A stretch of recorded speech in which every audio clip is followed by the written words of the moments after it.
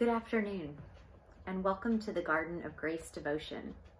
My name is Pastor Katie, and I am one of the pastors at Trinity Lutheran Church in Lilburn, Georgia.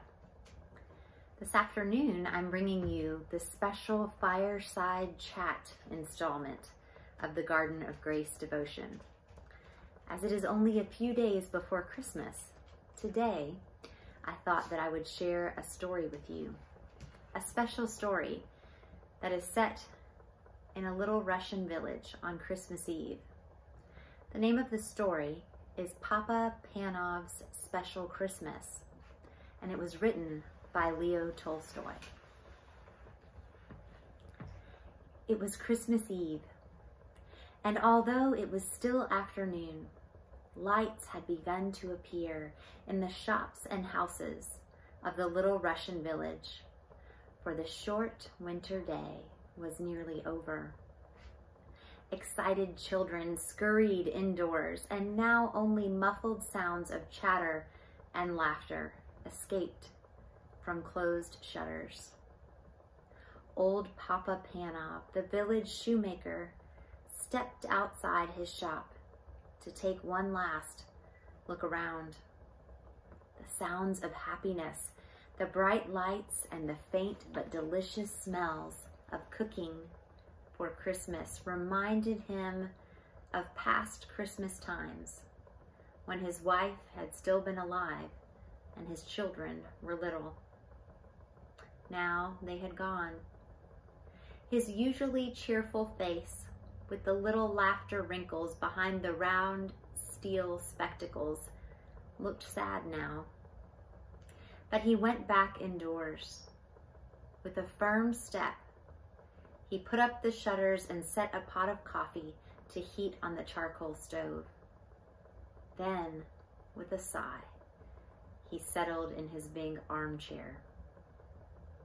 Papa Panov did not often read, but tonight he pulled down the big old family Bible and, slowly tracing the lines with one forefinger, he read again the Christmas story.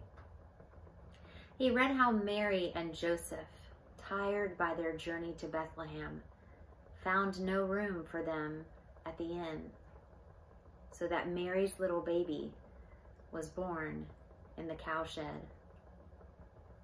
"Oh dear," exclaimed Papa Panov.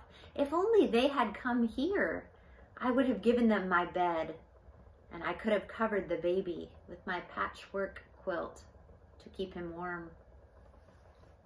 He read on about the wise men who had come to see the baby Jesus, bringing him splendid gifts. Papa Panov's face fell. "I have no gift that I could give him," he thought sadly. Then his face brightened. He put down the Bible and he got up and stretched his long arms to the shelf high up in his little room. He took down a small, dusty box and opened it. Inside was a perfect pair of tiny leather shoes. Papa Panov smiled with satisfaction. Yes, they were as good as he remembered, the best shoes he had ever made. I should give him those, he decided, as he gently put them away and sat down again. He was feeling tired now, and the further he read, the sleepier he became. The print began to dance before his eyes so that he closed them for just a minute. In no time at all, Papa Panov was fast asleep. And as he slept, he dreamed. He dreamed that someone was in his room, and he knew at once, as one does in dreams, who the person was. It was Jesus.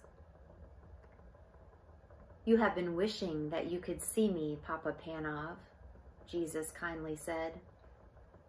"Then look for me tomorrow. It will be Christmas Day, and I will visit you. But look carefully, for I shall not tell you who I am." When at last Papa Panov awoke, The bells were ringing out, and a thin light was filtering through the shutters. "Bless my soul," said Papa Panov, "it's Christmas Day."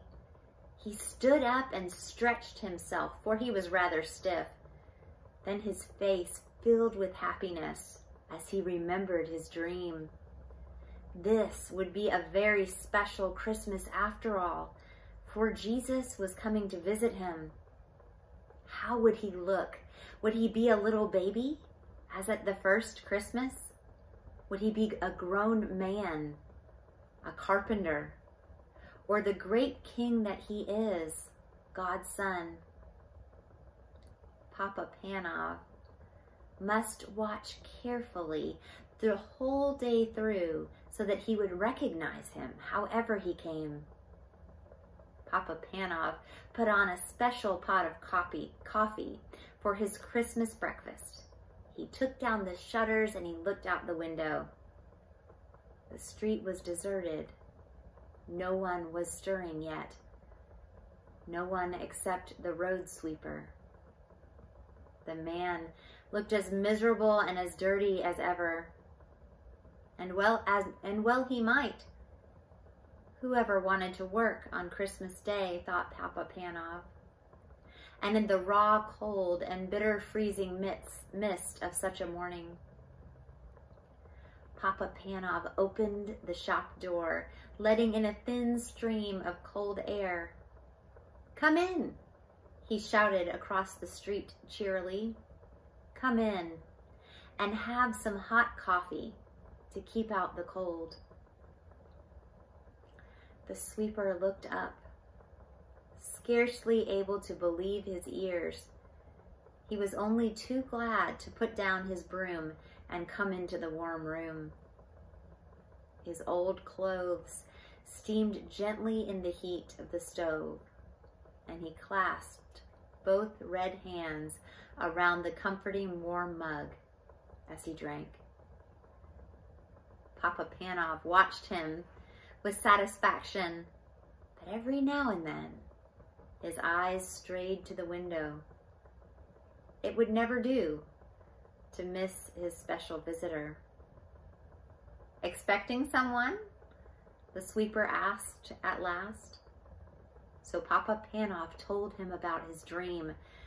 "Well, I hope he comes," the sweeper said. "You've given me a bit of Christmas cheer I never expected to have. I'd say you deserve to have your dream come true." And the sweeper actually smiled.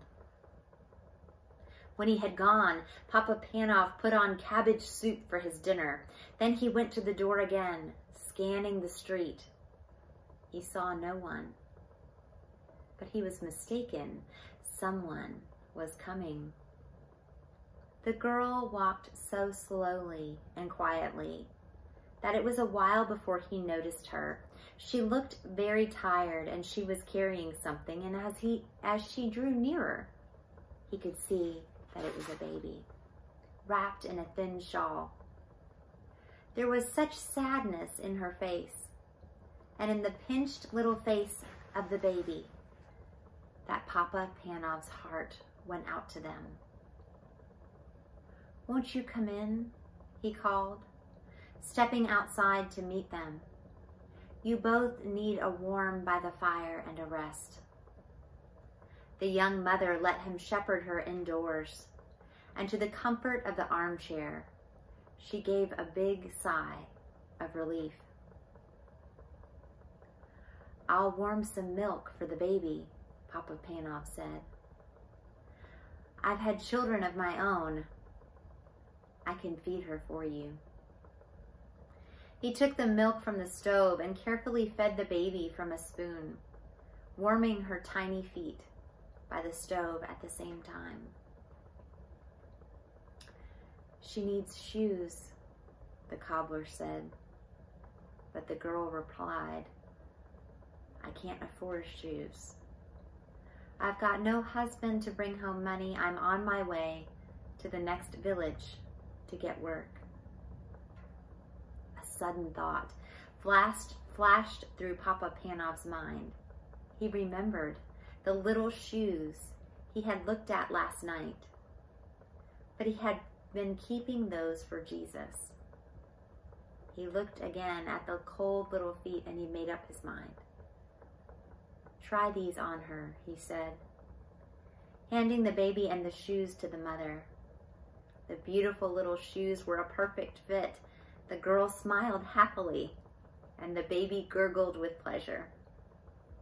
"You have been so kind to us," the girl said, when she got up with her baby to go. "May all your Christmas wishes come true." But Papa Panov was beginning to wonder if his special Christmas wish would come true. Perhaps he had missed his visitor. He looked anxiously up and down the street. There were plenty of people, but they were all faces that he recognized. There were neighbors going to call on their families. They nodded and smiled and wished him a happy Christmas. There were beggars, and Papa Panov hurried indoors to fetch them hot soup and a generous hunk of bread, hurrying out again so he wouldn't miss the important stranger. All too soon, the winter dusk fell. When Papa Panov next went to the door and strained his eyes, he could no longer make out the passers-by. Most were home and indoors by now anyway. He walked slowly back into his room. At last, he put up the shutters and sat down wearily in his armchair. So, it had just been a dream after all.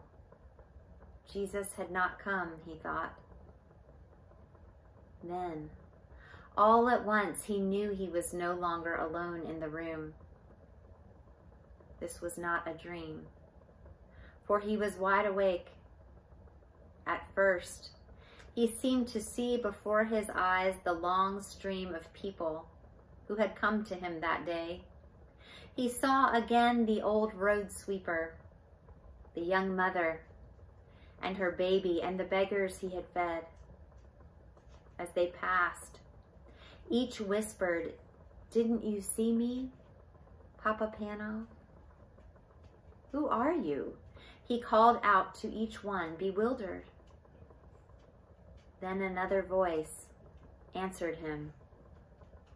It was the voice from his dream, the voice of Jesus. "I was hungry, and you fed me," Jesus said. "I was naked, and you clothed me. I was cold, and you warmed me. I came to you today. In every one of those, you helped and welcomed." Then all was still and quiet. Only the sound of the big clock ticking could be heard. A great peace and happiness seemed to fill the room, overflowing Papa Panov's heart until he wanted to burst out singing and laughing and dancing with joy. So he did come after all, was all that he said.